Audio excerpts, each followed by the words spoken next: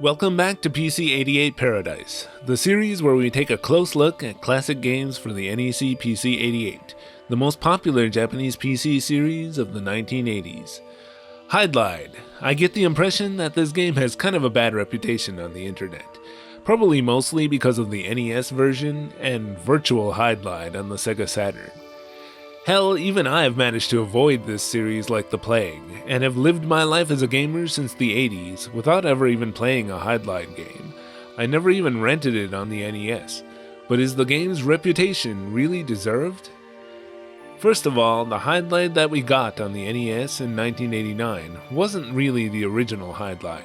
This was actually a game released a whole 3 years earlier in Japan on the Famicom called Hydlide Special, which was sort of a remake of Hydlide 1 using the system from Hydlide 2. To get to the actual Hydlide 1, we've got to go back even further, to early Japanese 8-bit computers. The original Hydlide was released for several of them, and ended up selling over 2 million copies in all. But the very first version was released for the NEC PC-8801 in 1984. Hydlide was made by TNE Soft, a company formed 2 years earlier that would come to be known mainly for their golf games. In fact, before Hydlide, they had already released a few of them.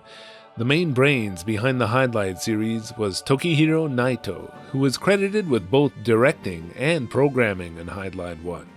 Some have compared him to Yoshia Kiya at Falcom in his Dragon Slayer series. Naito has said that he had never played popular PC RPGs like Ultima or Wizardry, having instead only played a Japan-only RPG called The Black Onyx. He found RPGs to be overly complex and cumbersome, and instead preferred arcade action games like Namco's The Tower of Druaga, released the same year. He thought, why not combine the two genres? And so the back of the game brags that this is a brand new genre of game, called an active role-playing game, which means that it combines character building with searching for secrets like in an adventure game. Of course, we would come to know this genre as simply action RPGs later. The text on the back also boasts that the character sprites interact with the background, hiding behind trees or wading through water. This was a big deal back then. Inside, we have a single floppy disk and the manual. Hydlide takes place in another dimension called Fairyland, which was a peaceful kingdom inhabited by both humans and fairies, and protected by 3 magic jewels. One day, an evil human took one of the jewels, causing the remaining ones to lose their light, and allowing for the resurrection of the Dark Lord Veralis. Veralis scattered the remaining jewels around Fairyland, released monsters everywhere, and transformed Princess Anne into 3 fairies. Of course, then a hero came forward to save Fairyland, and his name was Jim. Yep, just Jim. Reportedly, Tokihiro Naito wanted a short, simple name like Gil from Tower of Druaga. And let's not forget old Gil, huh?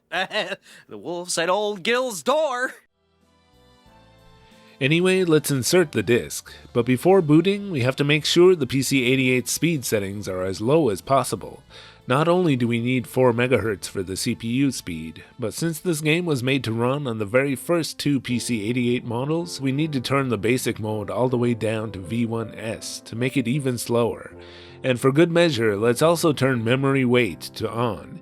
This effectively just makes the system even slower yet, and technically this should really always be turned on for all games intended for the very earliest PC-88 models, since they couldn't turn memory wait off. So now let's reset the system and boot the game.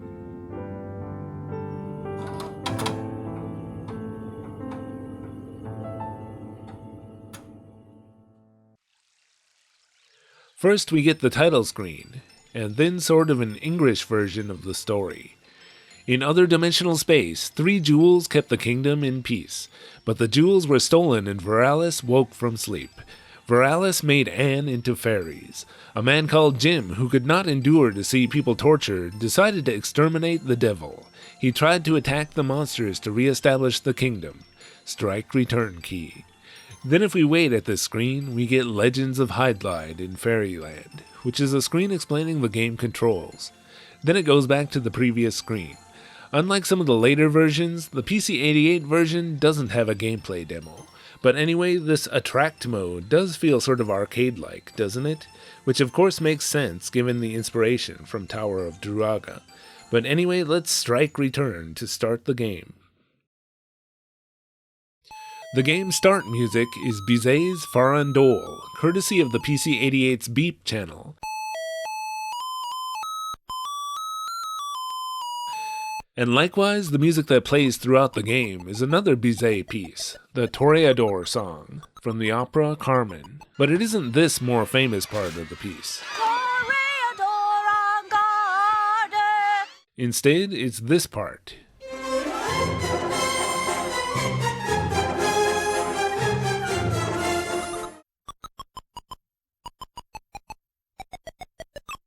But yeah, it just repeats the same annoying loop of beep sound throughout the entire game, so I'll be using music from other sources as the BGM for this video. So anyway, we just sort of start off by killing these slimes to fill up the experience meter. As you can see, Hydlide uses a bump attack system that was imitated in later games like Falcom's Xanadu and Ys. But though Hydlide could probably be credited with having the very first really fleshed out bump attack system, there were certainly simpler games before it, like Dragon Slayer, where you attack enemies by standing next to them and pressing the direction of the enemy you want to attack. In Hydlide though, you need to press the spacebar in order to toggle between defend mode or attack mode. This simply determines whether your strength or defense is higher. So for weak enemies that you can quickly take down, you're going to want to be in attack mode. And when you're trying to get around strong enemies, you'll want defend. You can also stand in place to slowly restore your HP, most famously imitated in Ys. You can do this almost anywhere, however it will restore the fastest if you stay on the green. By the way, this game doesn't have gamepad support, so this is the perfect opportunity to try out this keyboard emulator for PC-88 I bought a while ago. If you're a regular viewer, you might remember the thing I called my keyboard emulator contraption, which I've been using for PC-88 games that don't have gamepad support. That's actually a keyboard emulator for PC-98, not 88, which I've attached a whole string of different adapters to in order to use it on PC-88 instead. I've actually figured out recently that this PC-88 one is programmable too, so I'll probably be using it a lot more in the future. No more contraption. Anyway, I'm only going to need the right trigger button for space, so I can actually just plug in a Mega Drive pad without an adapter if I want. The other functions I'll just have to perform with the keyboard. Caps lock pauses, the Kana key turns music off and on, and the stop key is give up. You can also save and load your game anywhere with R and W for read and write. You get 10 save slots on the game disk, and of course I used a backup copy for saving data. Saving and loading is very fast, and it really does save your game in its current state, exactly. So I figured I was going to eventually need to use a walkthrough or something if I wanted to finish this game, but I actually had a pretty good time just leveling and exploring around on my own. I was surprised by how player-friendly Hydlide is for a game this old. There aren't many permanent mistakes you can make, and you just need to find enemies you're able to kill for experience at your current level. The strategy is trying to attack them from behind or the side before they turn and face you. The easiest way is generally standing at a junction and waiting to strike just as they pass by. The timing, however, can be difficult due to the fact that the game's speed is constantly changing depending on how many enemies are currently on screen. But even though I was doing pretty well on my own, I eventually decided that there must be something more productive I could be doing in this game than slowly trying to kill these zombies for experience. Maybe watching a playthrough video would give me some good ideas for leveling spots. This of course just led me to copying someone else's playthrough in order to get through the game, which was still fun enough for me. Things do get pretty cryptic later on, so doing this or using a walkthrough was inevitable. So one thing we've got to do in this game is find the 3 fairies that Princess Anne has been turned into. The first one is randomly hidden in one of these trees that has wasps in them. As you can see, I had already found a couple of items on my own. The lamp allows you to see some hidden secrets that you otherwise can't, and I also grabbed the cross. We'll need that cross to kill a vampire. He's hidden down this hole here, which we press the spacebar to enter when we're standing over it. Defeat the vampire and a chest appears containing the Eternal Lamp. Now all of the underground areas in the game will be illuminated. And in one of them nearby we can get the Hero's Sword, which simply raises your strength. Yes. Similarly, the Shield of Justice raises Jim's defense. You can get it by killing 4 of these red guys here. But by this time I had already found the second fairy, inside one of the moving trees on this screen. Next I got the secret key, which will open the chest in the graveyard to find one of the 3 stolen jewels. But whoops, where did I get this other one from before that? Apparently it appears on this screen after you kill 5 of these yellow guys, but I don't know, I had trouble getting it to appear. All I know is that I grabbed it as soon as it did. Now we've got to take a swim in order to find the last fairy. Going down this hole will put you suddenly in the water, and then we can find our way to the island of the wizards. Here I know I never would have figured this out on my own. You've got to intentionally get hit by the wizard's shots. Yep, you've got to get hit 5 times, so better make sure you're in defend mode instead of attack. After taking the 5th hit, you can kill a wizard to get the fairy. The 3 fairies will transport you to an island inhabited by a dragon. This is the first really strong enemy you'll encounter that requires a ton of hits. For such enemies, you're going to want to make sure you attack them while in defend mode rather than attack. Since I was already on a pretty high level, I was able to defeat him without even stopping partway to regain my life. Defeating him drains all the water, and we can see a chest. Find your way there in order to obtain the last of the 3 jewels. Oh yeah, and another chest in the water gives you the medicine of immortality. This is actually just a one-time use elixir that resurrects you when you die. Of course we're going to want to keep this for the final boss, but having this is nice since now if I accidentally run out of life, instead of getting game over and having to restart the game before I can load my last save, now I can just load after the elixir finishes restoring my life. That's much faster. So now we have every item and all the fairies, so the only thing left before taking on Veralis is leveling up to maximum strength. These Blackums in the final dungeon will do nicely. Once our strength is at the max, we can move over a couple of screens to get to Veralis. But before charging in and attacking him, you first have to go down to the screen below and touch this cross. This doesn't give you an item, but it makes a noise. And now Veralis is vulnerable. Like with the dragon, we're going to want to be in defend mode to stand a chance. And it's going to be really slow going. You won't be able to deal many hits before you'll have to go down and rest up and restore your life. Now, we aren't on the green here, so it's going to take a very long time to fill the life meter up, while fending off these enemies. Like everything in this game, a lot of saving and loading will be necessary to get through. Finally, once I've gotten him low enough, I go ahead and use up the medicine of immortality in order to deal the final blows. And so that's it. The screen turns all kinds of weird colors, and the 3 fairies pop out and turn back into Princess Anne. And the music here, rather than another Bizet piece, is Weber's Huntsman's Chorus.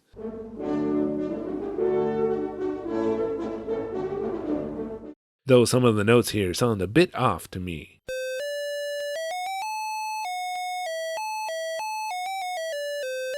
Then the game just goes back to attract mode.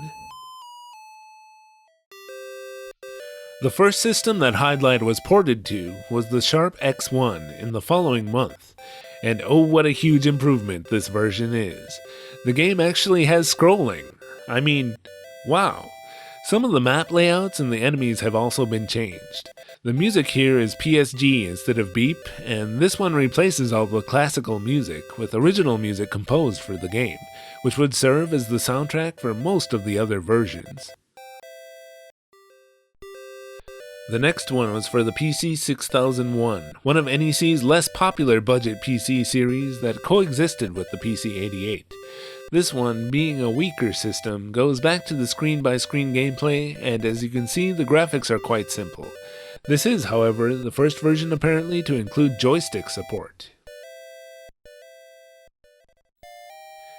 Next we have Hydlide for the MSX1. This is another one with simple colors, but it has Zelda-style screen-by-screen scrolling. Or, since this predates Zelda, maybe I should call it something else. This is the first version where instead of pressing a button to toggle between attack and defend modes, you hold space for attack mode, and you're in defend mode by default. This one was released on either cartridge or cassette tape, and utilizes a password feature in order to save. But there was a whole different version for the MSX2, which was released on either cassette or floppy disk. This is the floppy version. Here we go back to the screen-by-screen transition, rather than scrolling between screens. But this version has very nice graphics, doesn't it? You hold space to attack again, and you just save to floppy disk again in the floppy disk version. You can also walk diagonally in both MSX versions and most of the other later versions of the game, by the way, which is actually a huge improvement in the gameplay. On the Fujitsu FM7, here we have the most similar version so far to the original PC-88 version. Graphically, it looks identical. The music, however, is the newer original music, like in all the other ports. Like in many FM7 games, hardware limitations mean that the character will just keep on walking even after you release the keys, until you press another one to make him stop. Apparently, this version has lots of adjustments made to the difficulty, generally making it easier. The PC-98 version is another one that uses the PC-88 graphics. However, this version has no music at all, and only sound effects using the beep sound channel. In this one, again, you hold space to attack.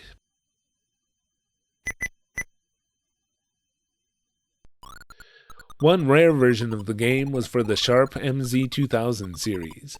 This version reportedly uses the same code as the PC-88 version as a base, and it probably feels the most like the original PC-88 version of any of the ports.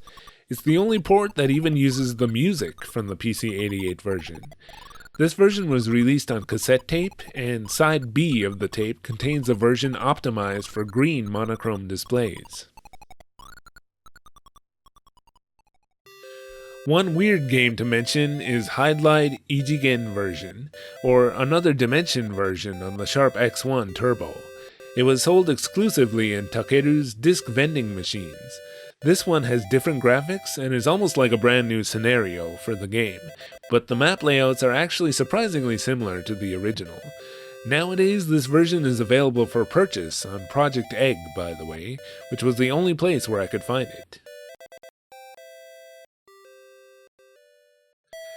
So finally, let's talk about the NES version, which was first released in Japan in 1986 as Hydlide Special. This one was released after Hydlide 2 had already come out on Japanese PCs, and so they decided to utilize the magic system from Hydlide 2, while keeping the game layout and progression mostly the same as Hydlide 1.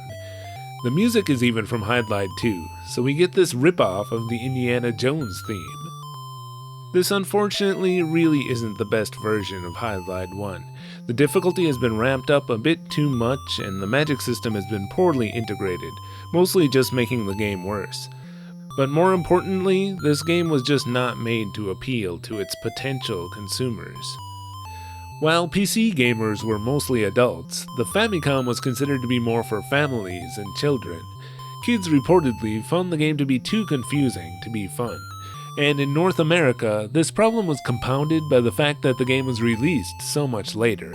By the time it came out in 1989, why would anyone have wanted to play this instead of Zelda, or any of the other great NES games that were out by 1989? Like many Famicom games that took their time coming overseas, this one was just far too stale by the time it arrived stateside. But this actually wasn't the last port of Hydlide. In 1999, there was a Windows version which included an original mode, which was basically the original PC-88 version, though it doesn't use emulation. The arranged mode is the exact same gameplay, but with new graphics pasted over it. And finally, tying up all the loose ends, I'll just mention that Super Hydlide on the Genesis isn't a port of Hydlide 1. It's actually a modified version of Hydlide 3. And finally, in 2003, there was also a port of Hydlide for Japanese flip phones, which is more or less the original and arrange modes from the Windows version, but with a hint screen and monster list added. So is Hydlide a bad game? No. It was just a bad match for NES players in 1989. The original from 1984 was a revolutionary game that was way ahead of its time. This game was the first to do many things, and the other games that it inspired, either directly or indirectly, are far too many to list.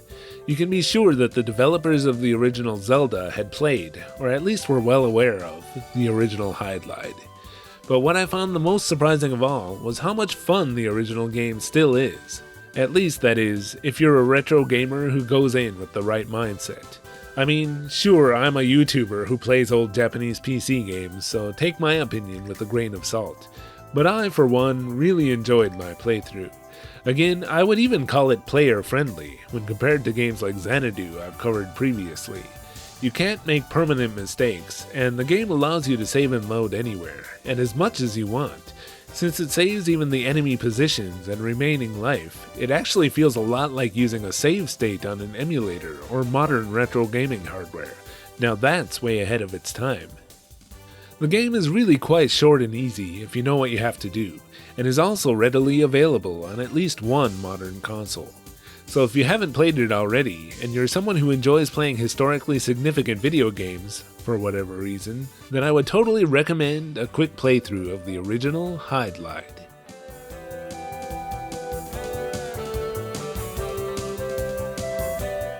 Thanks for watching this episode of PC-88 Paradise.